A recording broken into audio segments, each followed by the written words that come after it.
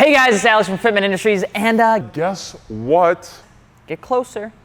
Get closer. Get uncomfortably close like your uncle did. And just get closer, all right? We're doing a wheel giveaway with Koenig. You can pick up one of these shirts, link is below, or you can stare at me talk about it until you decide to go to fitmentindustries.com and check out the actual landing page, which we are giving away a free set of Koenig wheels. All you gotta do is pick up a t-shirt. Yeah, that's pretty much it. And we're donating some money to the ASPCA at the end of it all because we like helping puppies. You like free wheels, we like cool tees and helping puppies. And if you don't like helping puppies, we can't be friends. Every tee that we get to do allows us to make that donation, and it's a pretty good time, and Koenig is awesome, and the shirt is awesome, and I don't know what else you want me to tell me. It says drift mode on the back and it's a super. Like, what more could you want? In the arms of an angel, fly away with me. It's 2019, and we've got all sorts of things happening. Some good, some bad, but mostly good, you know? Why? Well, because we got the new, we get to import new banging 90s cars every year, you goose, and not everything has to be an RX-7 or an R32, because guess what? That was last year. And this year, you should be looking at like the top 5-ish cars. You better be ready to import because it's a new year and it's a new you, boo-boo. So let's get into it. And if you haven't subscribed yet, you're gonna want to do that at this time so that we can keep making great videos like this. Numero 5 has to be the Mitsubishi Lancer Evo Dos. Most importantly, the 1994 Evo 2. Now, the Mitsubishi Evo was originally never even meant to come to the United States until those rally guys over at Subaru decided to dominate the US market, and Mitsubishi was like, oh, we should do that. The Evo 2 came with a 2-liter turbocharged inline 4-cylinder that decided to only reproduce about 5,000 times over the course of 12 months. Sounds a little weird when I say it like that, but the car itself isn't too much to look at, but that's really not the point that you would pick up this car. The point is that you're getting to own an iconic piece of like rally sport history. That, and it's still a 4G63 motor platform. So it still handles power like Flex Seal handles the bottom of a cutout boat. You know what I'm talking about? Yeah, buddy. Flex sealed, flex sealed, flex sealed, boom. It was all-wheel drive, iconic car. What more could you want? I mean, it was a great car. Even though it's not a whole lot to look at, those that do appreciate where it came from will absolutely love you for owning one in the States. Number 4 on the list would be the R33 Skyline. Whoa, Alex, you just said that not everything has to be an R32 Skyline, blah, blah, blah, blah, blah. And I said, I said R32. The R33, on the other hand, is definitely one you're gonna wanna pick up. Even though it's the red-headed stepchild of the Skyline generation, it's still a gnarly car that is just about ready to be imported, if not already. The car itself is a banger.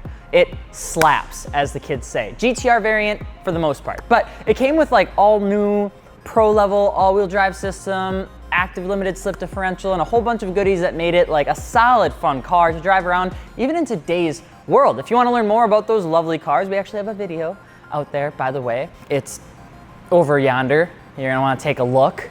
Maybe if you were subscribed, you would have saw it. Not guilt tripping you, but I am. The third car on this list would be the S14 Silvia / 200SX. It came out in 1994. It came out before that, but the 1994 variant is the one that we're looking at. It made damn near instant success, especially in the Japanese market. The Japanese variants of the 240SX received much more love, much more nurturing. It was kind of like the younger child.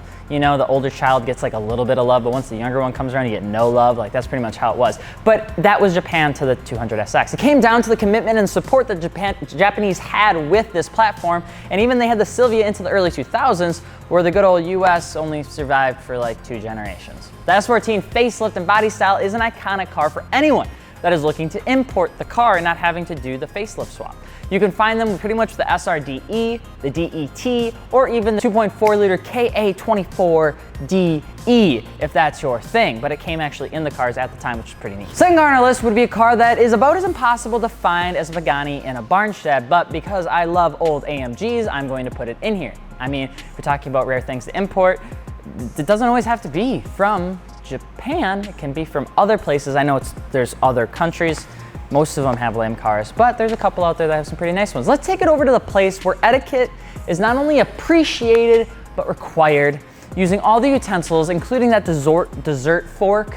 If you've ever seen it and you never knew that you actually had to use it, like, that's where we're going. We're going to Germany, because the 1993 E60 AMG is a car that you could get ready to import. Now, not many know about the car, other than the fact that it is an AMG. So we all know it's just like a big motor looking thing that carries the AMG badging, but there's more. Based on the E500, the E60 AMG came equipped with the 957 AMG Technic Packet, which was pretty much a heart transfer from the E500 that took on a 6-liter V8 instead of its 5-liter. It had 17-inch sport wheels, stiffer suspension, upgraded brakes, and oh so much more. It was only produced for up to 150 units though, and the AMG E60 was only made for a very small, very minimal market. The car is like everything that was right about 90s German cars. Everything that you could possibly imagine that you wanted in a German car is in an E60 AMG.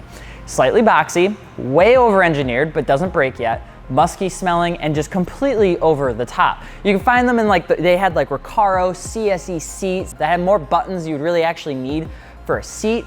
And if you can find one, you can import one, but they're pretty much gone. It's a sad day for a lot of those old AMGs.